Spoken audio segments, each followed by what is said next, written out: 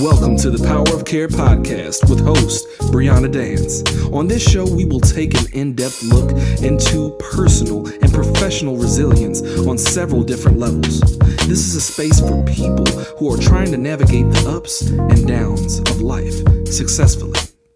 Be sure to follow on Instagram at Power of Care Podcast and on YouTube at Power of Care _.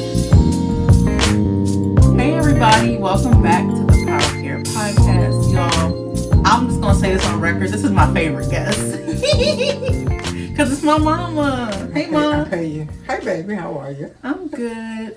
I'm so grateful. Now she's been on the show before, not the podcast, but you were on my YouTube channel. Yes. And I'm just grateful to have her here because we're gonna talk about family and like mother-daughter relationships.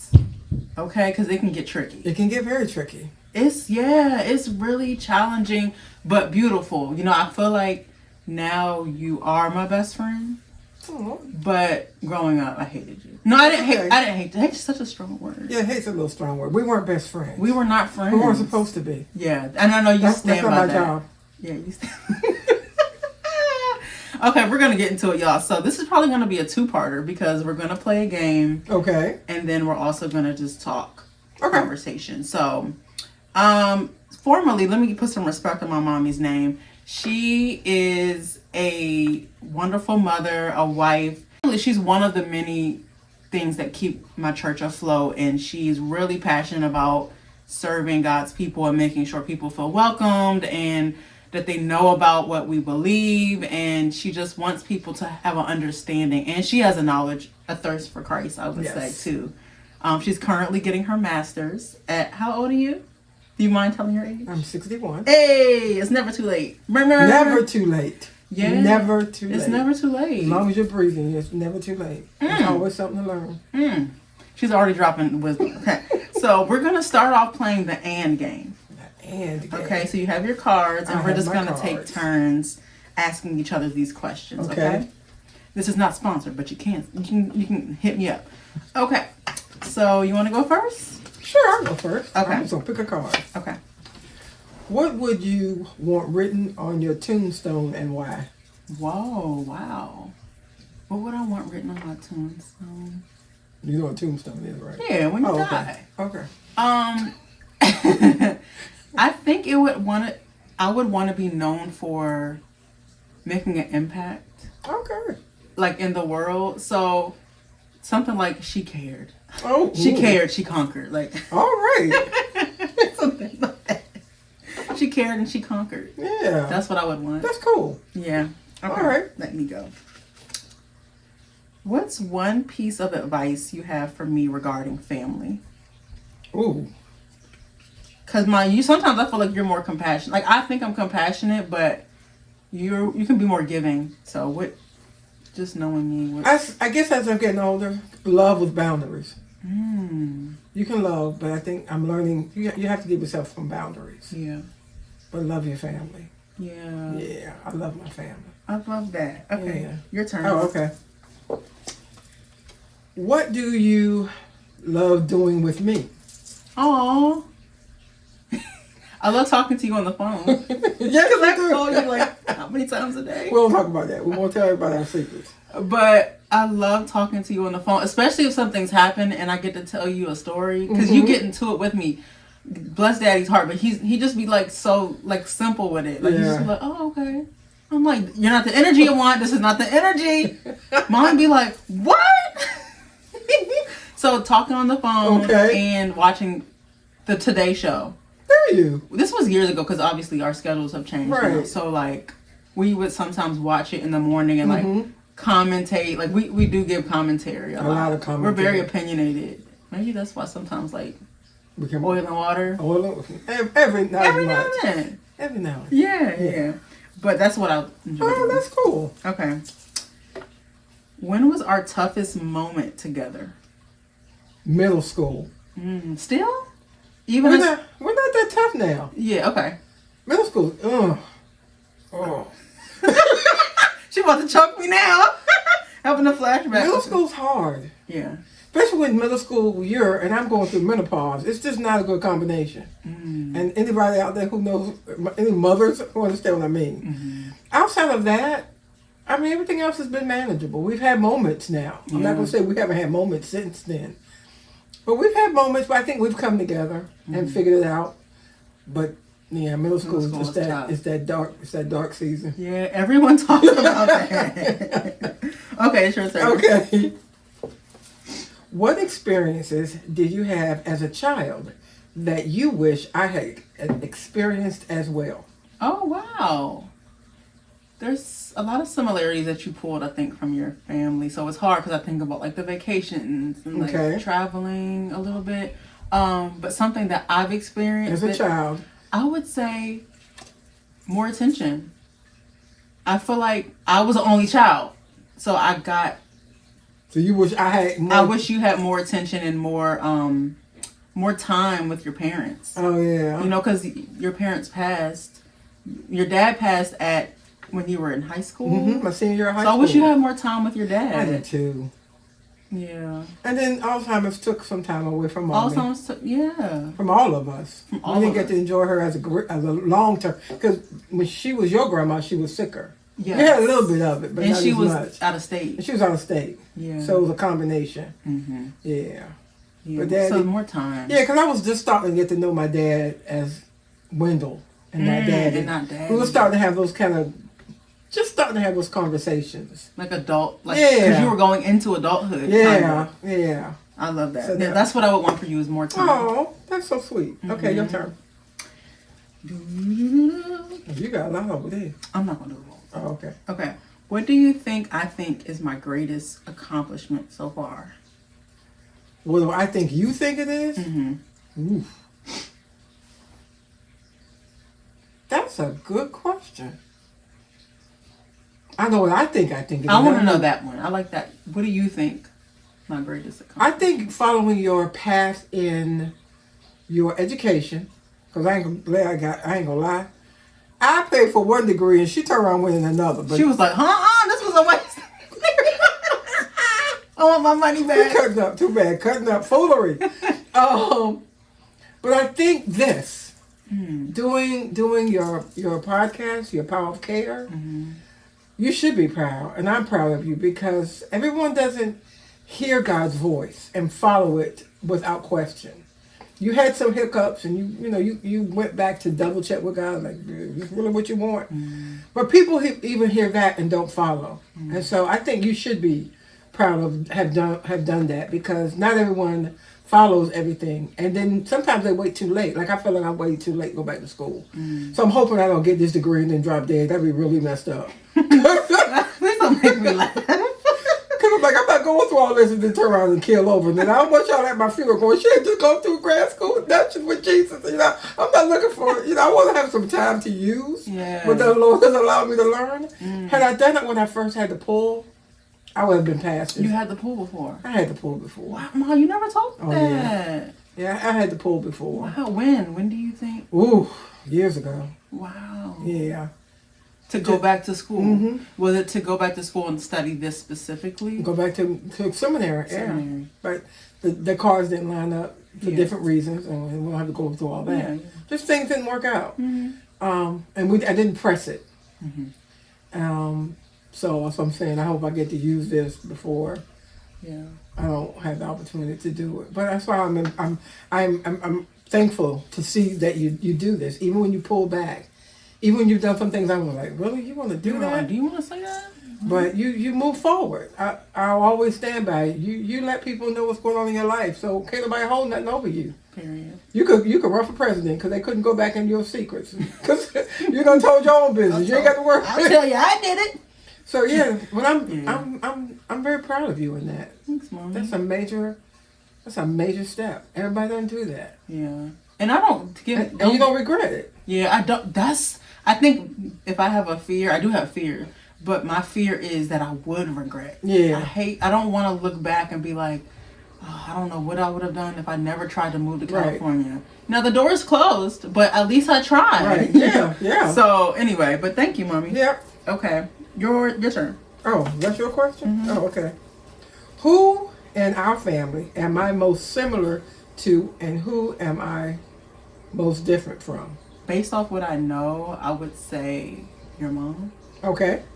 Because your mom was very family oriented. Mm-hmm. She cared about education. Mm-hmm. She cared about others. She, I believe, cared about her faith. I didn't know her in that way, but it seems like there was a foundation. Yes. So I feel like that you embody that. Yeah, I think so. Mm-hmm. Even with sacrifice, sometimes you've seen me sacrifice with my family. Much.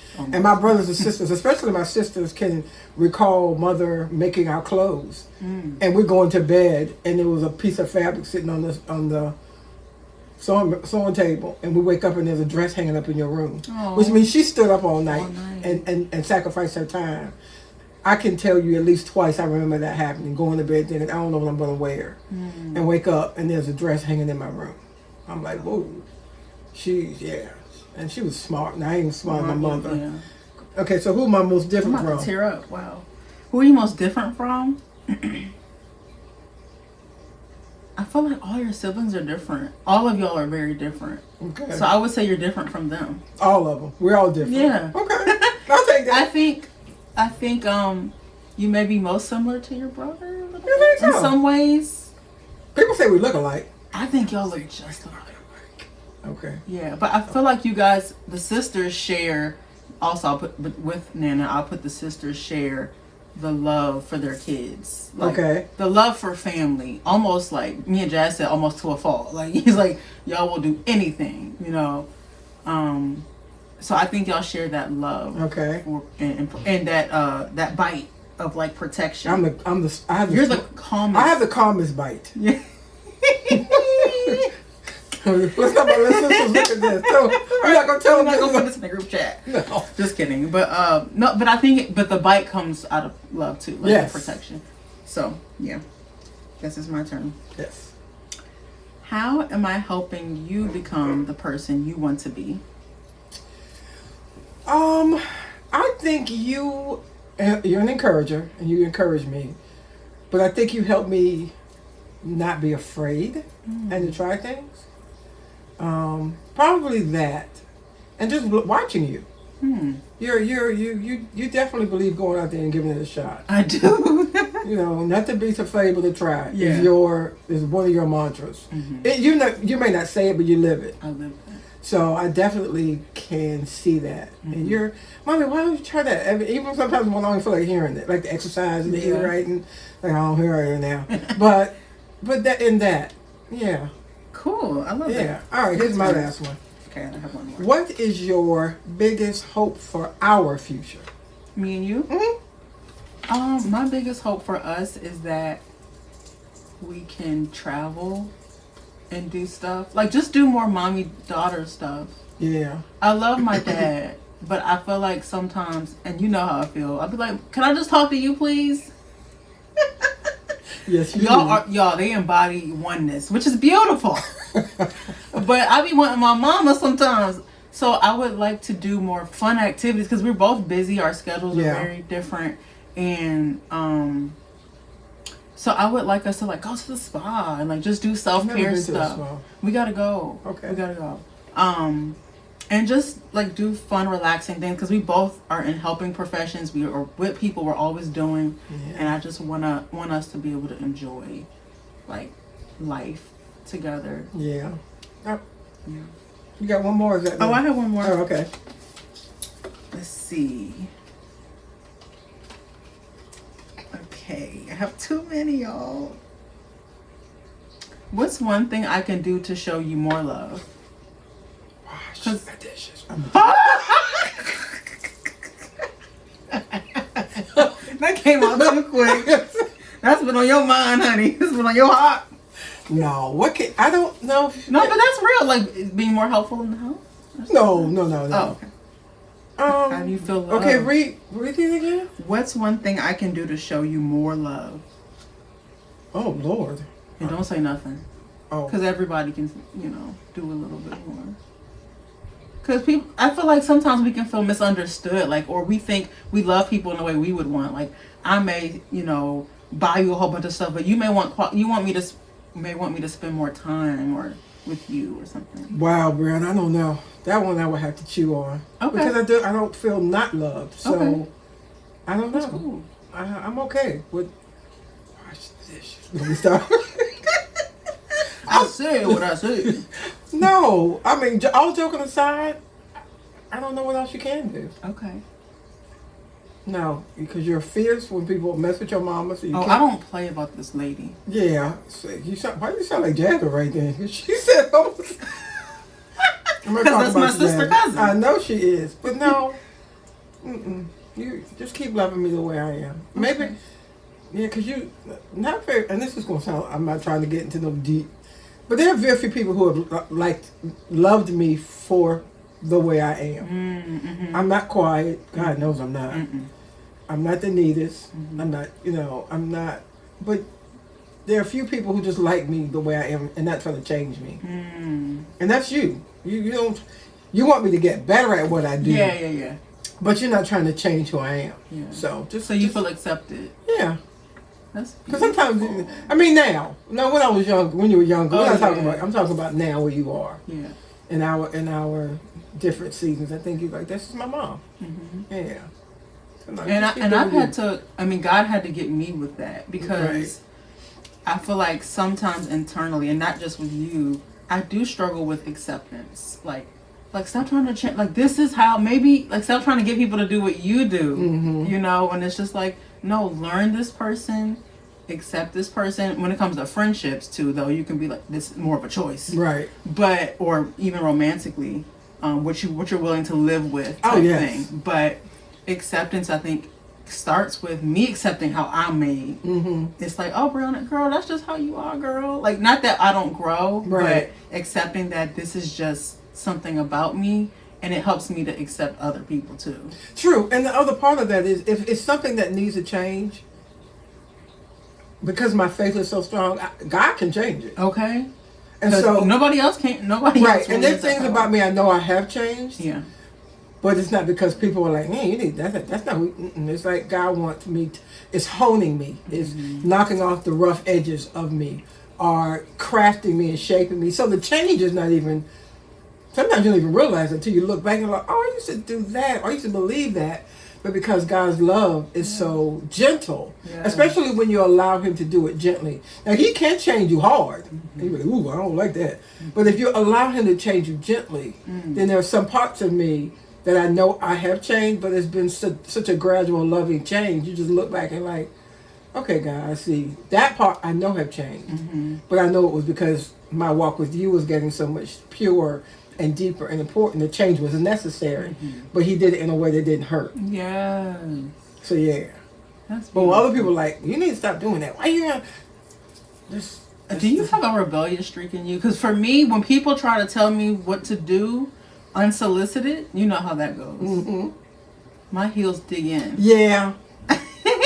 It's just how it is. And I don't like that because then that makes that part of me come out. Like, don't make me do this. No, I have to. Y'all don't want to see Wendelyn. No, let's keep Wendy in the room. Wendell. Okay. Because I don't. Don't press me. You're right. Ooh, I'm learning that as well. Don't press me, please, God. Don't press me, God. For your sake. Right. And I'm trying not to. I'm at a place in my life I used to say there's still cussing in me. I'm trying to evolve from that. I'm trying to claim that no longer. So I don't say it as a defense because I want God to remove the cussing from me. Mm-hmm. But don't play with it. But don't play with it. Don't play with it. Because the truth is, even when we desire more, we are still human. Yes. And God, He has the power. We have the power to not. Right. But that's what I hear you saying. I'm just trying not to use it. I'm trying not to embrace it so much. It used to be an honor. Like, girl, don't cuss, don't mess with me. I don't want to use that anymore as a crutch to act to bad, to okay bad behavior. I don't want to do that anymore. This isn't who I am. God did not. I'm a changed person. I'm new, so I don't have to embrace that past part of my life. But I don't want to be pushed. I love that. Well, thank you, Ami, for playing this game with You're me. welcome. This is part 1. All right, guys. So we're back for part 2 of my conversations with Wendelyn Dance. I don't even know if I said your name in the first one. I don't think so. This I was mommy. You were mommy. You were mama. I'm still mama. Yes. So this is Wendelyn Dance, my mom, y'all, and she's been on the show before. But today we're going to talk about the mother-daughter relationship because it can be really challenging, especially beautiful and challenging, because especially as we grow up. Mm-hmm. I want to know, talk to me about your mom and maybe the beautiful parts of that relationship, but also the challenging parts and maybe how y'all got over it. Ooh. Whatever you want to share. Well, my mom, see, it's kind of hard because you think back and you try not to cry because I miss my mom. Yeah. My mom was a mountain in my mind. She was so smart and so funny and so fun. Mm-hmm. And when I reflect on our relationship, I had, just like every other daughter, I remember her as a child, so she was a mom. There were rules that we did not break. There were rules we broke and punishment happened. My mother was one that spanked. Mm-hmm. My mother spanked with purpose. Mm-hmm. And that's one thing I learned, that she didn't spank if it was an honest mistake, but there's one thing my mother did not like, is to be lied to. That's like every mother's number one. Oh my God. Her hair would raise up on the back of her neck. I think she changed colors. She did not like being lied to. Mm. And so that's probably where I got it from. I could tell, and my lying is one of those things that just grained me. So when I've done it in the past, it was a bothersome for me. Mm-hmm. But as a child, she was that. I remember, time in the kitchen. She's the one I got my crafting bug from. I think she did it because she was just trying to find stuff for me to do. Mm-hmm. And then we went to teenage years, and so we had that rough moment together as well. Mm-hmm. But then when Dad died, it turned into, it was different. Mm-hmm. She had a younger, my baby sister that was still there. Leanne and I 7 years apart, so Leanne was maybe 10 or 11. Mm-hmm. So then it changed. I went to college, didn't do well, had my own moment. So we evolved. Mm-hmm. So we saw the relationship evolve. So when I look back on it, it's like every other mother-daughter. There were good moments. I have more good memories than not. Mm-hmm. We did have some challenges, and we worked through them. And I miss her. I miss talking to her. I would have liked to be able to talk to her, make later different aspects of my marriage, of physical changes, just all bunch of stuff. Like just fun, yeah. The stuff she's already navigated. Yeah, and just being able, I wish I could have been able to vacation with her as older mom and daughter, that kind of stuff. So, but I think it was just any other normal. I just have really good, loving memories of her. Mm-hmm. It just. Do you have one that stands out? Narrow that down. That's okay. Do you have what is a memory that you kind of go back to frequently, or a conversation, or some wisdom that she's given you that you still use today? Oof. Wow.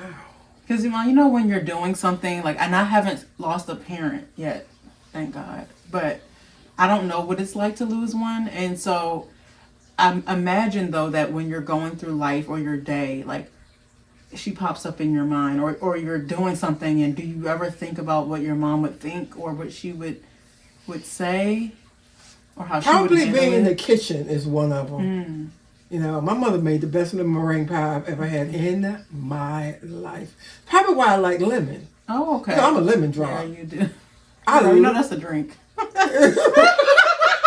I don't like not that kind of. I like a lot of lemon flavored items. Let me fix that. But you love lemon. And I think it's probably one of the memories I have for her is making lemon meringue pie. She used to make, and she made it from scratch. It was the best. Mm-hmm. But just being and talking. Mm-hmm. Maybe that's why we talk. And I'm a pusher for us having conversations. Mm-hmm. My mother was good at having family meetings. We never did that. We had family meetings. It was just three of us, so it was three of us together. But she would sit her three to four children, depending on what time of the year it was, on the sofa. There was something we need to talk about. We had family meetings. She She was definitely a conversationalist. Mom wanted to know why we did some stuff. The spanking usually was out of defiance because she had to get a problem solved. My brother could probably tell you stories in Pittsburgh where my mother, I swear she tried to kill me. But my brother tells a story. I popped off on her with my mouth. I went upstairs. We were living in Pittsburgh at the time. She was getting a PhD with Pittsburgh. And my brother tells a story that she just kind of sat there and was like, let me go handle this right now.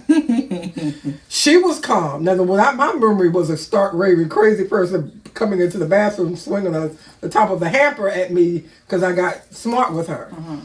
In her mind, she was like, okay, I need to take care of this right now. You probably have that memory of me. Oh, girl, right here on these steps, y'all can't even see. Just wait on it. She remembers being calm, trying to deal with the situation. My brother kind of tells a story, and I just think, so even in that, she's like, okay, I got to handle this. I'm going to handle the disrespect my child is giving me right now. So that's a memory, because we have two different vantage points. She has it from a mother who's trying to handle this little smart mouth kid. I see it from a crazy woman who's trying to kill her child. And my brother sees it from a totally different situation. But what happened is, I didn't come off of her like that again. I learned the respect I needed. And she went on about her business, handling her day. So, that's one of those friction moments. I think it was probably middle school. It was 7th or 8th grade. So you believe you parent probably similarly? Yes, because when I did spank you, it was not out of childish errors. It was out of defiance. Why'd you do that? Yeah, spill that milk. No, I'm not. No, that's a childish area. Now, when I put the cup there and I say, don't touch it, and you do this. Oh, okay, Brian. Mommy said don't touch the milk. That's defiance. Right. That needs to be corrected. Yeah. Now, I'm sure there are ways people do it now that don't require Gentle spanking. parenting is the new term. Gentle parenting is the new term, and that's why I'm an old mama. I can't wait for that clip to come out. But I feel like gentle parenting is, they put a label on everything, but I feel like there's benefits to it. To me, I see it as more as trying to understand your child, and I feel like that requires more patience and self-control because it becomes teachable. I'm not. No, but I agree with you. Yeah, because you all give things. Not you all. This time give things titles. My mother was a gentle parenter because she did not start off with a rod or a shoe or whatever happened to be handy. My mother talked to us first. Don't take anything out of my purse. Do not steal from your mother. If you need something, if you said why, or if you did do that, how do you think she would have responded? I stole from my mother. Okay. Once. She spanked me, and then she went into her purse and gave me some money and told me the spanking was because of the thievery. But I remember that lesson so clear. There are consequences to your actions. Because that's another thing she wants us to know. You don't do something wrong and there are no consequences. But then she turned around and said, now here's what you needed. You don't have to steal from your mother. That I remember so clearly. Because she took care of the need I had. Had I asked her, she would have taken care of it. Or told me no, or for that reason. My parents had 4 kids. 3 or 4 kids, depending on the time of year you asked. It wasn't a whole lot of money just to throw around. So if I stole from her, I probably stole somebody's lunch money or some grocery money. I don't know what I had stolen, but whatever I did, I was wrong. So I got punished. But then she turned right around and gave me some money. I don't even know if she knows what. I don't even know what she did, what that did to my head. To realize, wow. So just talk to your mama. Yeah, that's to me is an example of unconditional love. I don't agree with what you did. Right. You know where I stand. Right. But also, I'm going to be here for you. So that gentle parenting, that to me, now somebody would hurt the spanking wasn't necessary. Yeah, because that's not the gentle. But she knew who I was. But she didn't abandon you or make you feel less than. She actually made me feel like I don't want the money now, Mommy. I probably was stupid and said that and gave it back to her something crazy because I did that a lot. Because I didn't want you. I remember I always wanted to make my mother proud of me. I always wanted to please her. I did not like disappointing her. And so that was wow. I stole from you and you still give me money? The spanking is the thing that I remember the least. I remember getting one. Mm-hmm. But that's not the part that's ingrained in my brain. What's ingrained in my brain is watching my mother go into her purse and hand me some money after I stole from her. Mm-hmm. Wow. Yeah. That's the part that seared the love for her, for us. So she knew her children. Yeah. She knew all four of hers. We, especially my older three, because we were together in a different time than Leanne. Mm-hmm. But she knew how to punish us differently. You want to punish me, you keep me inside. You want to punish Diane, you keep her off the phone. You want to punish Jamie, you put him outside. He's like, listen, I want to be inside. No, and they're probably looking at this going, don't tell her our business. But I'm just saying, she knew her children. Yeah. She knew, my mother, and this is going to sound crazy, I'm telling all our business, girl. But my mother would make the best potato salad ever. Mm-hmm. And she made it.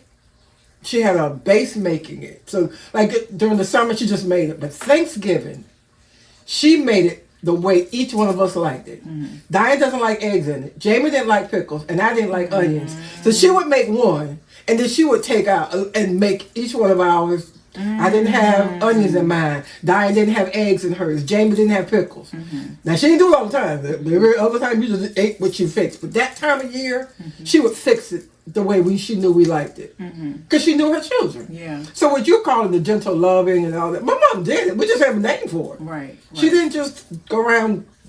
So that relationship, I know you don't like some things. I know your dad does like some things. Right. So when I know certain people talk about that now. Well, when I know someone doesn't like something and I know they're coming to my house again, I'm going to have what you like. Mm-hmm. And I probably got that from her. Pay attention, yeah. So when you think about, because one thing about my mama, she don't play about her man, okay? And neither do I. Now, that's something I got from you. And it reminds me of that clip on Housewives when Nene was making fun of Candy and was like, Candy don't play about her man or her money, her man or her money. But anyway, so I know you don't play about your family and daddy. So you talk to me how Nana, you kind of like gleaned from her in the kitchen. You gleaned from her with parenting. What about in marriage? Don't mess with Wendell. Don't mess. Oh, she didn't play about her man either? No, sir. No matter. Even with us respecting him. Yes. As the children. No. But my dad didn't mess. You didn't mess with Olive either. Right. He didn't play about his wife. We tell all these stories, and one of them I don't know what we did, but it upset my mother. Mm-hmm. And my father set his children down and go, "She was my wife before she your mother. Mm-hmm. Don't upset my wife." Mm-hmm. It's like, oof. But nowadays, mommy, I don't know if I'm not making a generalization, but I'm curious. I don't know if I see that a lot, where it's the kids first. It's like people are putting the kids over the husband or vice versa. Yes. So like, why do you think that is?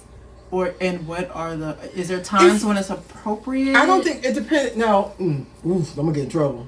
Please don't email me. Biblically speaking, I think you are supposed to keep your husband, your spouse, before your children, regardless of when they come into your life. Mm-hmm.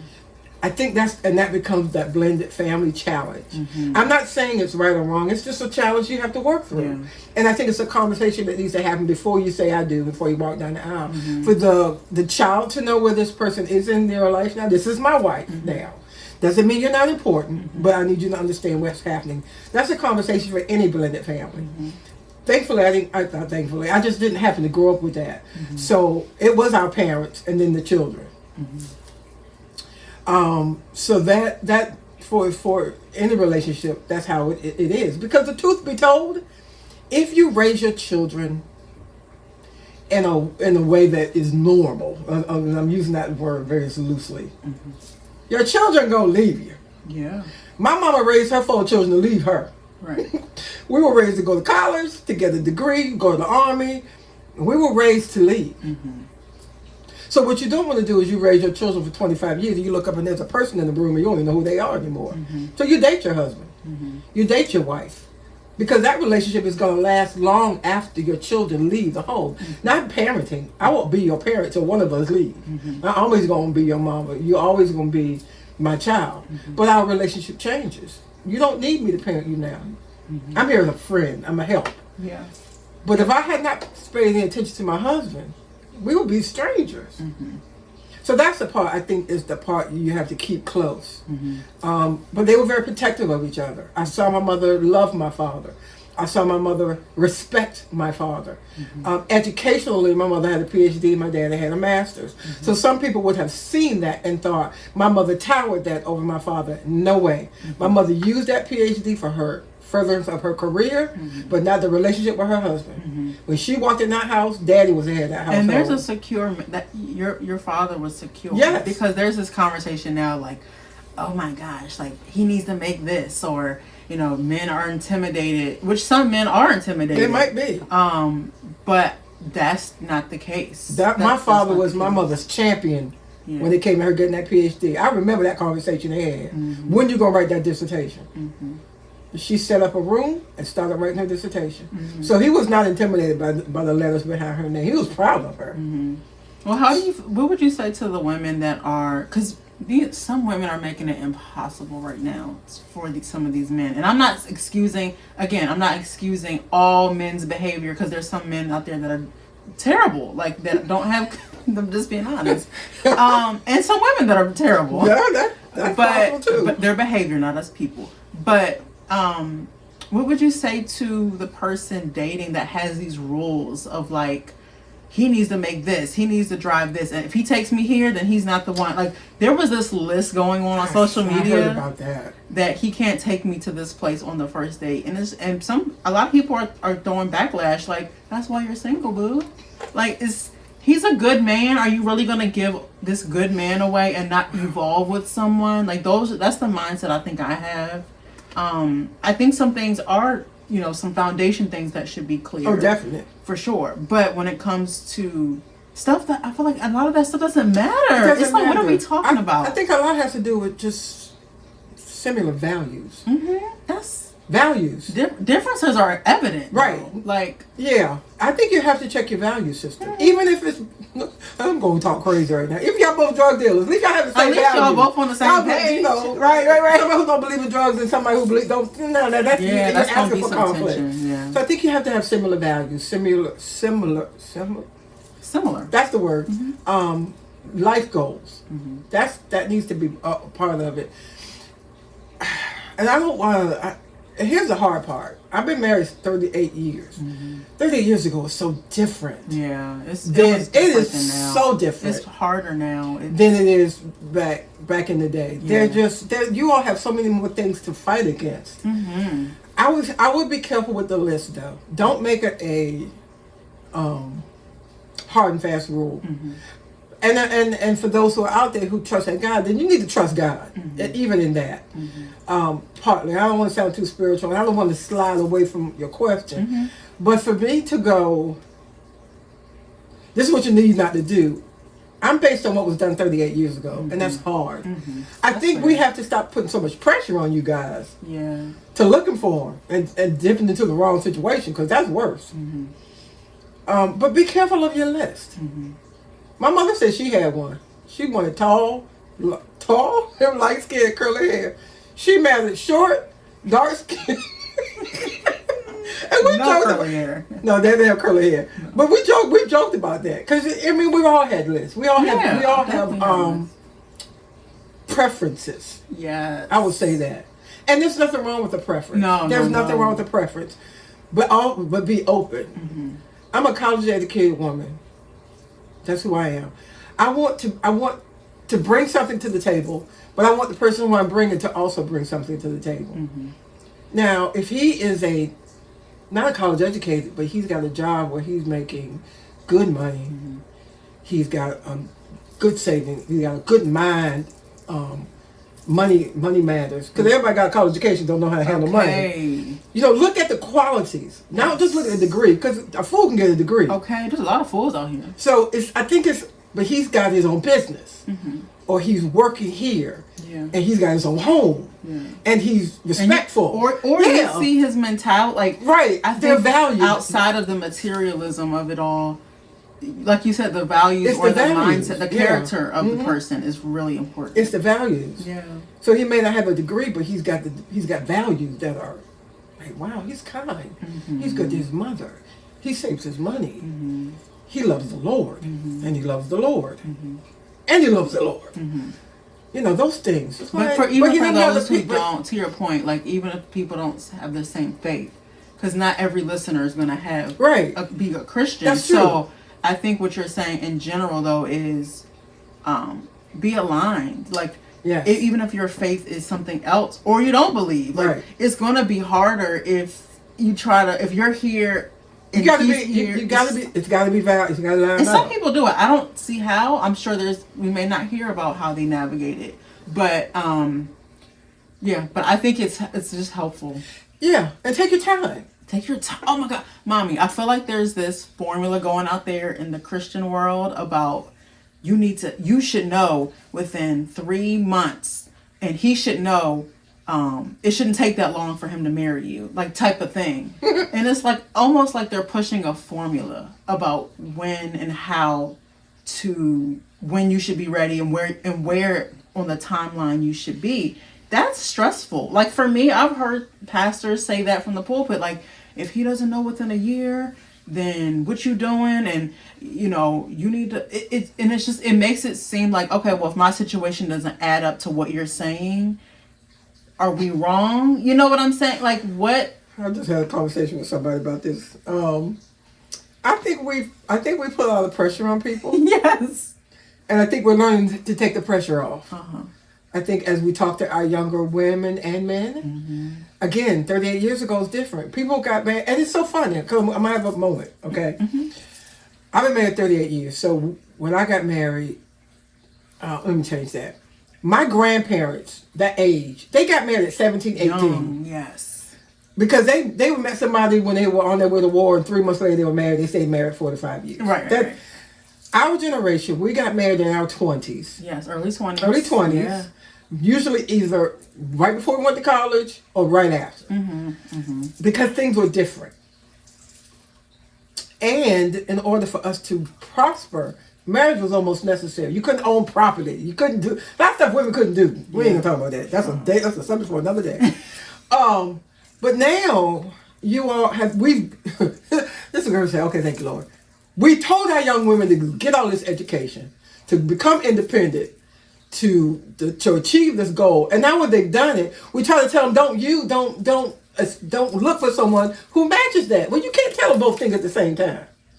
We've given our young women their power to build their own, to own their own. But then we tell them, don't own your own. Don't build your own. Wait for somebody to help you build it. That's telling them two different messages, and it's not fair. So you take your time. Look, how does he treat? Does he lie?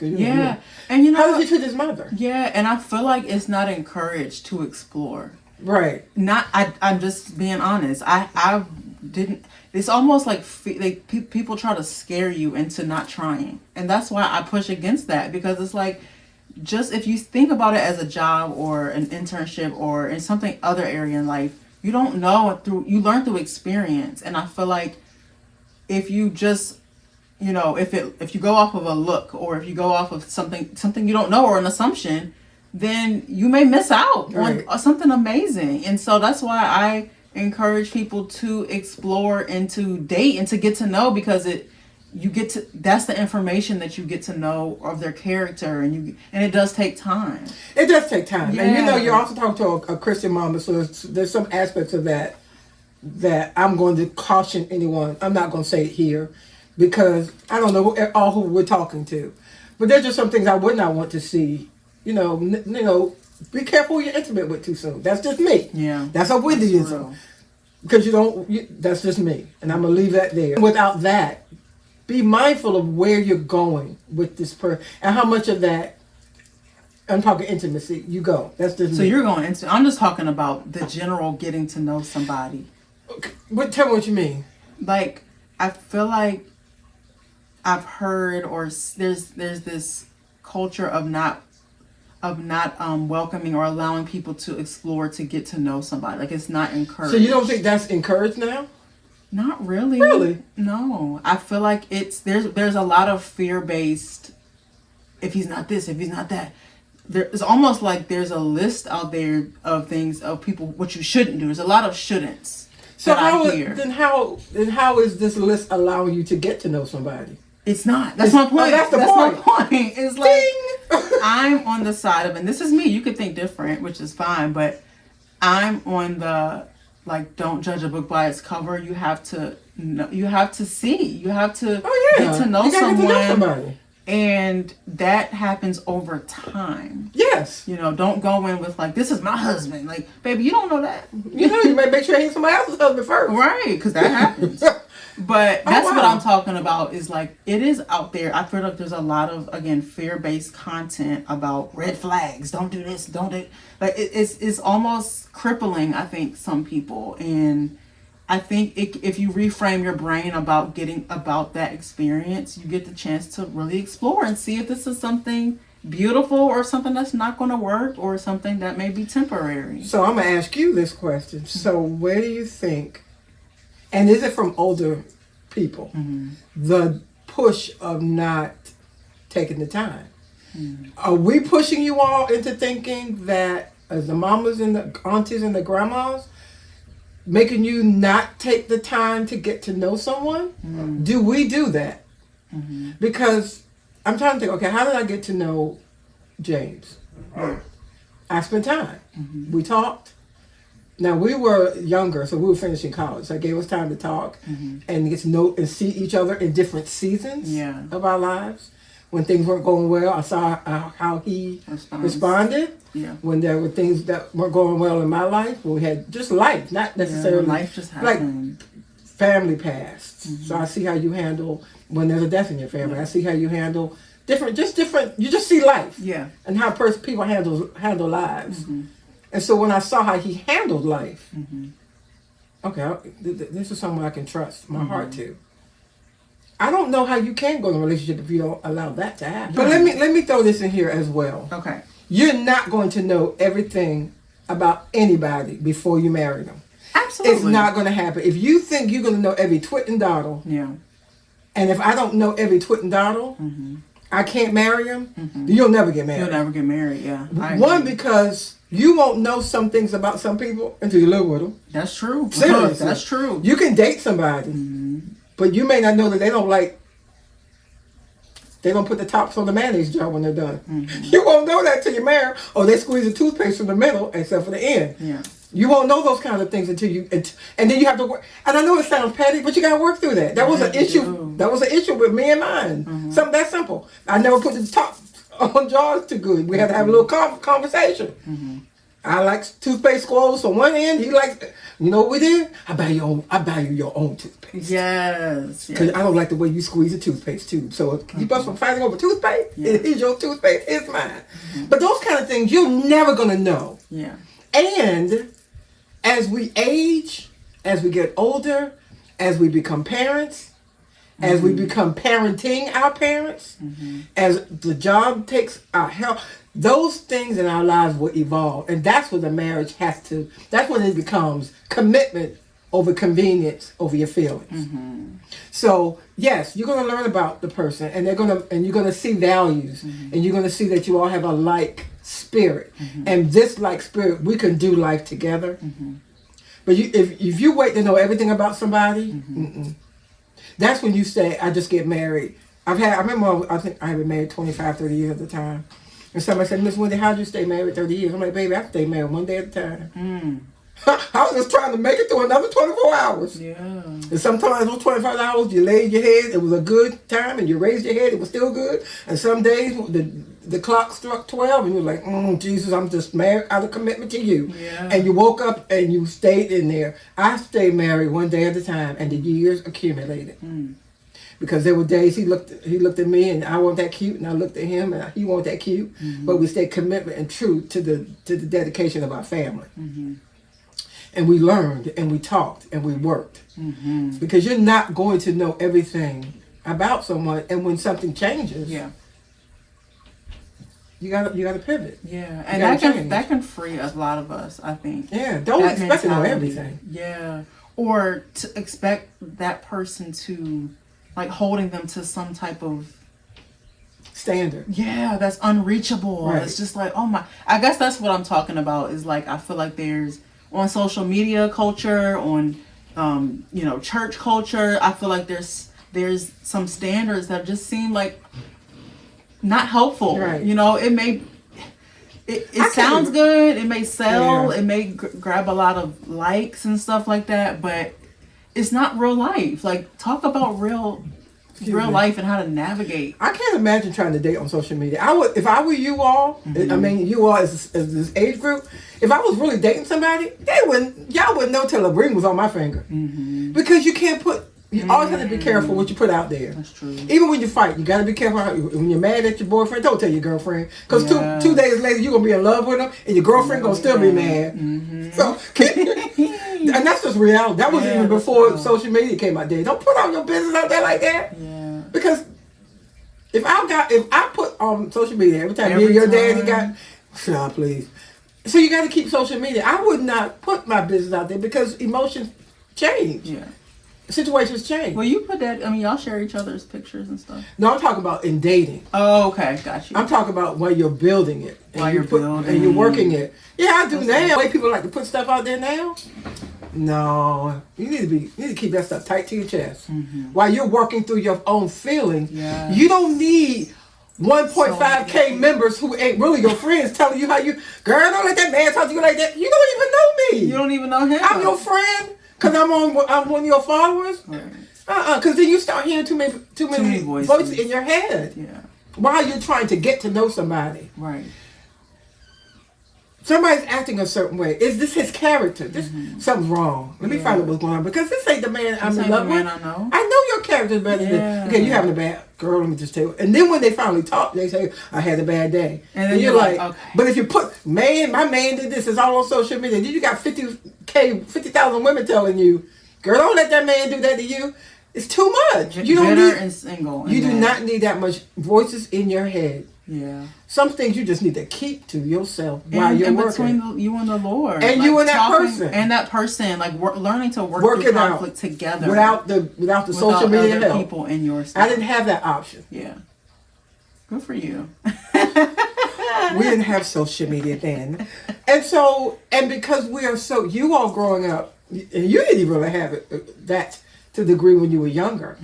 But we put so much of our children's stuff out there. Safety wise too. Yeah, be careful. When I see people with their kids' uniforms online, and it's like now people know where they go to school. They know everything. They know everything. So you just have to be in relationships. Yeah. Not just male, female, friendships. Yeah. Mother, daughter. With relationships, be careful what you share. I don't mind sharing that we went to Popeyes and had some chicken. But if I'm mad at my mama because I've said this, and she's mad at me because I didn't do that, I don't need people who don't know us chiming in to our relationship before we can work it out. It can cause a lot of division. A lot of division, and you hear too many voices in your head. Yeah. So be careful what you put out there. That's just an old lady. Grandma would say, keep your business, what happens in the house stays in the house. You don't tell family your business. And there's some validity to that. Yeah, there's some issues with that. But there's some issues. There's some still. But there's still, you don't have to tell everybody what's going on in your house. Right. But you don't have to tell everybody what's going on in your house, too. Especially when it comes to growing and building and moving forward. No, you want to... Especially when you're trying to get into a relationship with somebody, because that's deep. Yeah, that's deep. And you want it to be lasting. Yes. You don't want to go into any kind of relationship, friendship or marital. Yeah. Without working, you don't know. You want to give it the time you just talked about. You don't want it. I don't care what social media says. I'm taking my time. I got to get to know this person, because when I walk down an aisle, or I go to just at a piece, or I stand in the beach, or whatever I do, I want this to be something. I want to have fun with the person I'm choosing to do life with. You talk about us traveling. We do life together. We want to have fun. Yeah. And if we were the kind of mother and daughter that was contentious, we wouldn't want to do life together. And the person that you're friends with, boo cool, road dogs. You want to be able to have that intimacy so you can do life together. You want to be able to trust that person. And that comes with your mate. You want to be able to trust that person. I want to do life with you. I want to be able to look back and go, that was a good life. Even then, you can laugh at the like we laugh now. We can laugh at the steps. Well, I don't remember, but y'all, she choked me out, honey. Yeah, she did. But I'll say what I did so people can be on your side as well. So what I did was she was sitting down, y'all, on the ground, and I mocked her, and I was like, or something like that. Y'all, I never seen her get up so fast, and I thought I could run. Why would I run into a dead end? I ran to the couch, and she got me, and then I came back, and I think maybe that was 2 different times. One was on the couch, one was on the steps. But anyway, here we are now. I remember your dad coming home and I had you pushed up against something. He was trying to figure out what happened. Oh yeah, I don't know. You had me on the steps and you had me on the chest. I think the steps when your dad came home. Yeah, probably. Trying to figure out why his wife has got his daughter pinned up against some steps. Yeah, and don't laugh at her when she's serious, because that's not a good idea. But we need to end this because Child Protective Services is not need to come to my house. She's I'm okay grown now. Okay. But my point was, even today, is I know we got to wrap this up, that we can laugh about it now because we worked through it. Mm-hmm. Can you imagine, just for a minute, had you put what happened to us on social media? I'm so glad we didn't have to grow up. Can you imagine the conversations people would have had about me? You, about me. I would have gone to whatever school, wherever you were going at that time, Riverdale, Atlanta, or wherever. Can you imagine what the school would have said? Can you imagine what those teachers would have thought? And the other parents? And the conversations? And can you imagine what people would have done, said? Off of a moment. Off of a moment. Yeah. Just a moment. I remember with my mother in Pittsburgh with the hamper.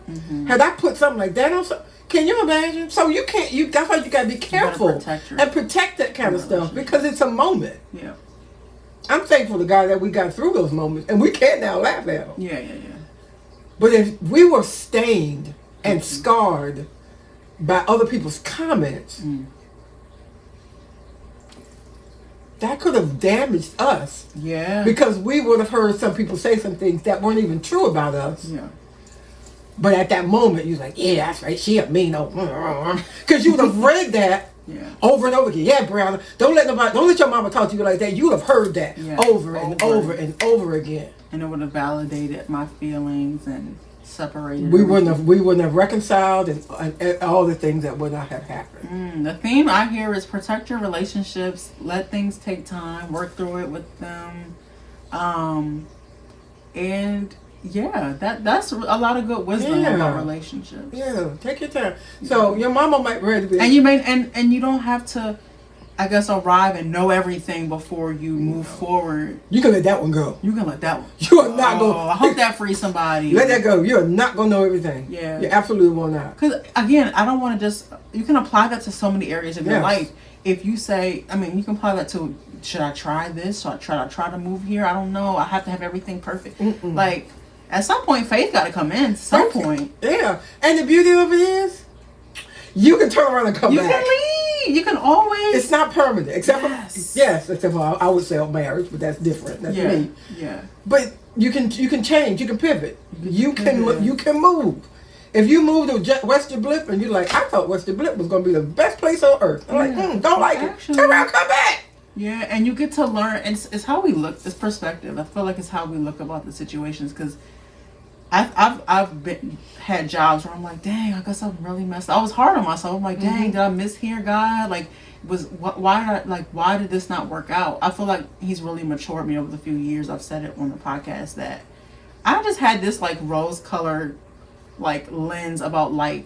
I had a misjudged view of God where I thought that life was just supposed like good meant God. Like everything everything goes well, that means I'm doing well. Right.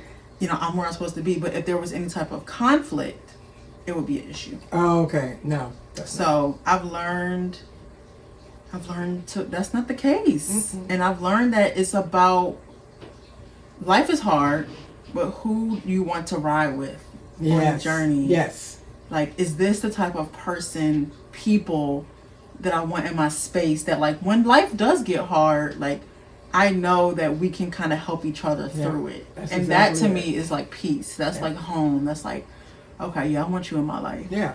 Yeah. And it doesn't, I know I know you're trying to wrap this up. And it doesn't have to be 15, 20 people. It might be 3. Yes. It might be 2. Mm. Actually, you only want 15 to 20. You don't. That's still too many opinions. Yes. Yeah. Yeah, God's going to give you a nice little group that's going to know you and love you and ride with you. It may be a girlfriend.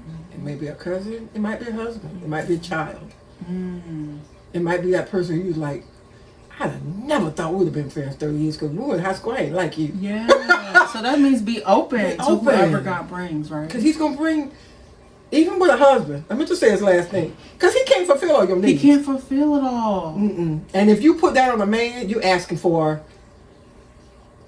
trouble. Disappointment, too. You have a whole lot of adjectives I don't know. Okay. Because no one person can do fulfill that. Everything. No one person on this side of heaven can do that. Right. I meet certain needs. You have other friends that just even. I like to crochet, so I have crochet friends. I have friends that like to shop. I am not that shopping friends. You know that because I ain't no shopper. But I'm your hang out, go to a movie friend. So you have different. One person is not going to meet all that. Yeah. Don't put that pressure on one person. Yeah. It's a lot of weight. Especially when parents put it on children. That's not their job. You're my everything. No, they're not. A lot of people, a lot of moms have children to fill love. They'll leave you. Because they'll get their own friends. And then, mommy, a lot of women do have children because they want it to be a mom so bad. Or they want to feel love so bad. I've seen that a lot where they'll have all these kids and then have all these expectations for the kid.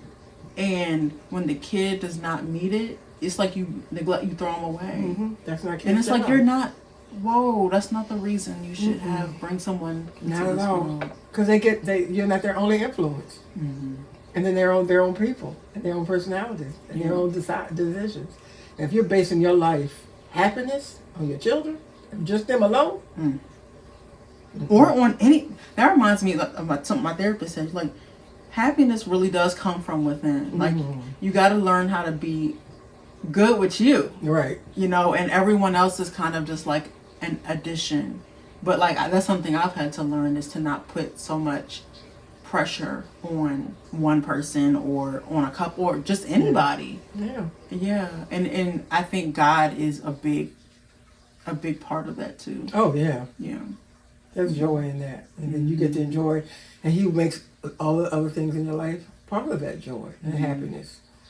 Yeah. It's part of it. So yeah, I mean, when you dial it down, take your time. Take your time. I hope, and I really do hope, I'm not putting pressure on you when it comes to me being a grandma and all the things. No, I don't think I've never felt that from you. No, because I'm okay. I mean, if it happens, it will happen. Yeah. And if it doesn't, I'll steal somebody's kid for a couple of days and take them to them home. I mean, no. Yeah, I look forward to it. I really do look forward to being a mom. And I do too, because I can't wait to spoil somebody's child and send them home.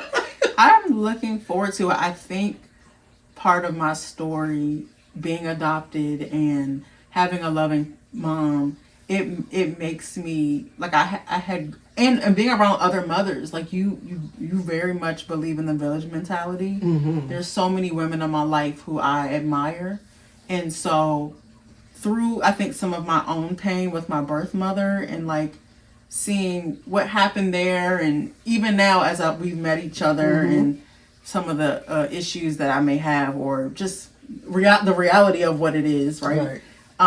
It makes me want to really love children, even before I have my own. Like, I love kids. I really do love kids. I really want children to feel heard, because I know what it's like to be silenced. I think I told you the other day where I think that the root of suppressing my emotions came from, where it was, I was struggling with being adopted. I'm grateful that y'all talked to me about it and told me when I was young, and not told me when I was 30, and I was like, what? Who am I? But I struggled in different ways and phases.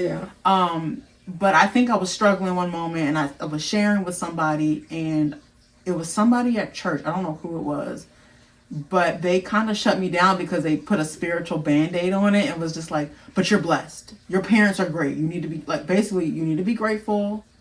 Like, all that other stuff you're feeling, you're blessed. And so I was like, oh.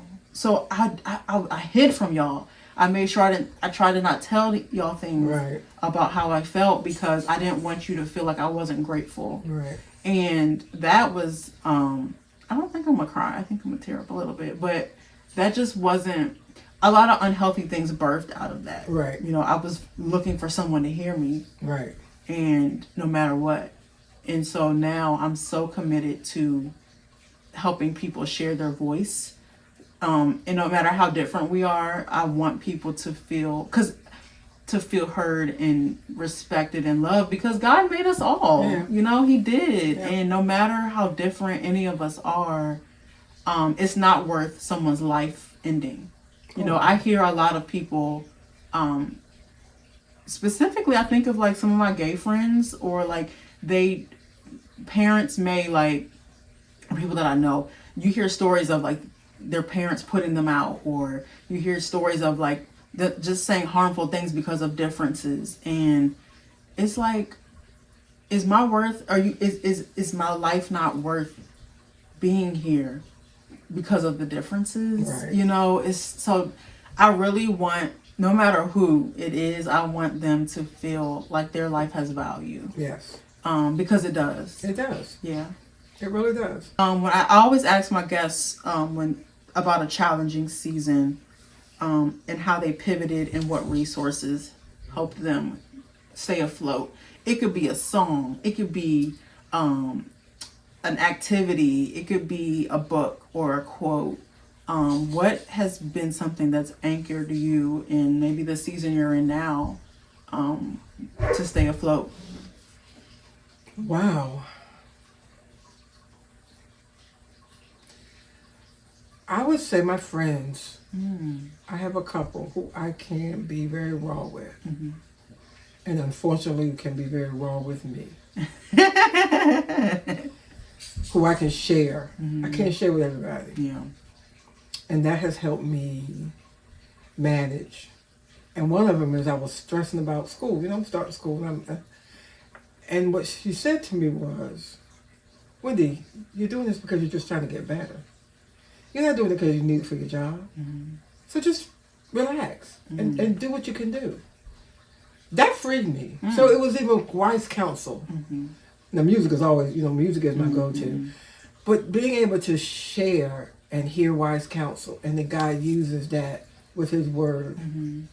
Because I was stressing. Yeah. And those words, just chill. Just chill. And just do what you can do. Mm-hmm. Your job isn't, some people have to take classes because job hangs on it. Yeah. I mean, you're doing this for you. Mm-hmm. So whatever grade you get, you're still going to be better than you were when you came out. Now and her wisdom just helped me. Because it was class, it was just not going well. Mm-hmm. And I was sharing with her, and that's what she told me. So I think I'm with the friends God has surrounded me with has been my recent go-to. Mm-hmm. And I've taken that, and then God's been able to use that to keep me steady. Yeah. And to do okay. So I think that's probably it. Music is always my next thing. Gospel music always centers me. Mm-hmm.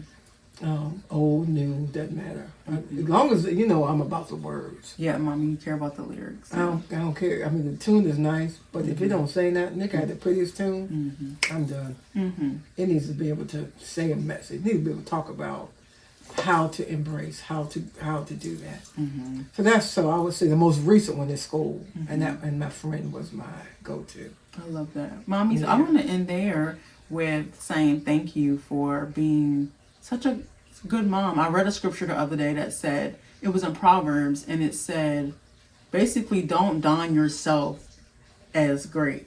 Let other people do it for you.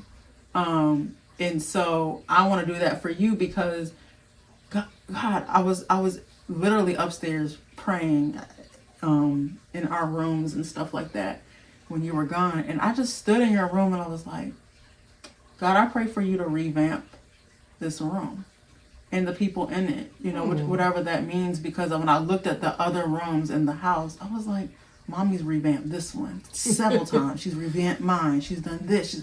And I was like, God, she deserves a physical revamp.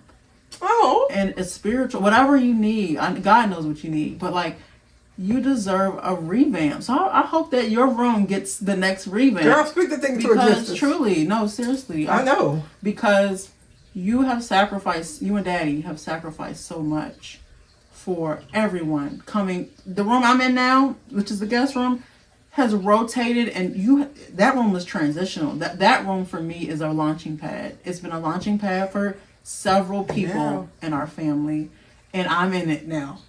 So I believe, and I'm anticipating what God's going to do in my life for what's next, because I've seen what that room has done for others. So wow. I think that is special, and I really pray for a revamp. Okay. For you. Well, thank you. I appreciate it. This was fun. This was fun. Ooh. Girl, you have to be my co-host again. Okay. Okay. Oh, we have a threesome. Pick a topic. What about a threesome? Oh, no, what? No, that didn't. Oh, edit that out. I'm not. Okay. Bye, guys. Thanks for tuning in to the Power of Care podcast.